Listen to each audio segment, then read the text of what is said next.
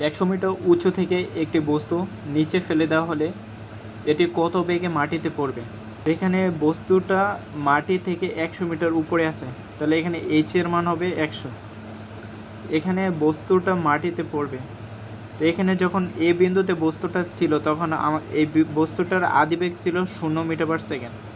তারপরে উপর থেকে নিচের দিকে নামবে এবং বস্তুটার শেষ বেগ ভি এর মানটা বের করতে হবে। এখানে কিন্তু বস্তুটার উপর অভিকর্ষ ত্বরণ কাজ করবে, জি সমান 9.8 মিটার পার সেকেন্ড স্কোয়ার ত্বরণ কাজ করবে।